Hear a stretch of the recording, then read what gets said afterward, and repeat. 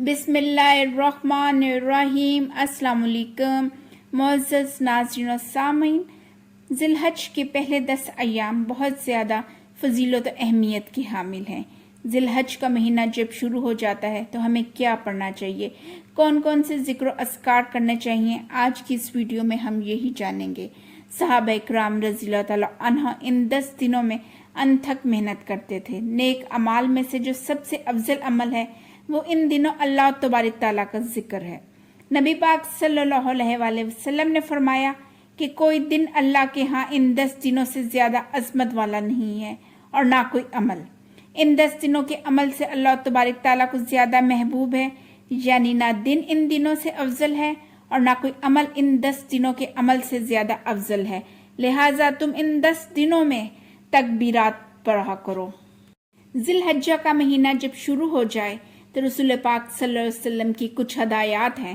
آپ صلی اللہ علیہ وآلہ وسلم نے صحیح حدیث میں فرمایا ہے کہ ان 10 دنوں میں نیک اعمال اللہ تبارک تعالیٰ کو بہت پسند ہے۔ ان 10 دنوں میں جو بھی نیکی یا بھلائی کا کام کیا جاتا ہے تو اس کا اجر و ثواب عام دنوں سے دگنا ہوتا ہے۔ ان 10 ایام میں صدقہ و خیرات کیا جائے، کوئی بھی نیکی کی جائے، روزہ رکھا جائے، تہجد پڑھی جائے تو اس کا ثواب عام دنوں سے زیادہ ملتا ہے۔ ان ایام کی قرآن مجید میں قسم بھی اٹھائی گئی ہے، والفجر ولیال عشر۔ ان ایام کی دن میں فضیلت ہے اور رات میں بھی بہت فضیلت ہے۔ صحیح حدیث ہے کہ پیارے آقا حضرت محمد صلی اللہ علیہ وآلہ وسلم نے ان دنوں کے بارے میں فرمایا کہ جس شخص کا ارادہ ہو کہ وہ قربانی کرے تو وہ یکم ذی الحجہ سے لے کر اس دن تک اپنے ناخن اور بال نہ کاٹے جب تک قربانی نہ کر لے، اور یہ افضل ہے۔ اور ان ایام میں تکبیرات پڑھنا تو بہت افضل ہے، اور یہ ایام تشریق بھی ہیں۔ 9 ذی الحج سے لے کر 13 ذی الحج تک ایام تشریق ہیں۔ ان ایام میں باواز بلند اللہ اکبر اللہ اکبر، لا الہ الا اللہ واللہ اکبر وللحمد پڑھنا بہت افضل ہے۔ 9 ذی الحج کے روزے کی بھی بہت فضیلت ہے، اس کو یوم عرفہ کا روزہ بھی کہا جاتا ہے۔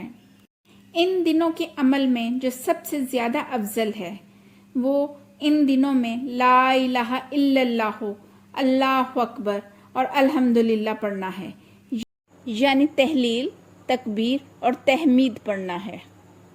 سبحان اللہ والحمدللہ ولا الہ الا اللہ واللہ اکبر پڑھنا بھی افضل ہے۔ یہ ان تینوں کلمات کا مجموعہ ہے اور اس میں سبحان اللہ کا اضافہ کر دیا گیا ہے۔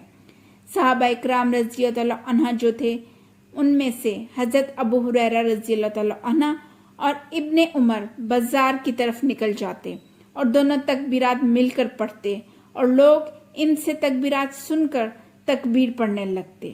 صحیح بخاری میں آتا ہے کہ محمد بن علی نفل نمازوں کے بعد تکبیرات پڑھتے تھے، اسی طرح عورتیں بھی تکبیر پڑھتی تھیں۔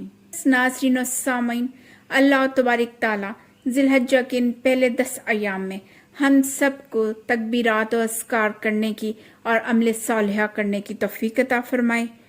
اگر آپ کو ویڈیو پسند آتی ہے تو اس کو لائک کریں، شیئر کریں، میرے چینل کو سبسکرائب کریں۔ اللہ تبارک تعالیٰ آپ کا حامی و ناصر ہو۔ السلام علیکم۔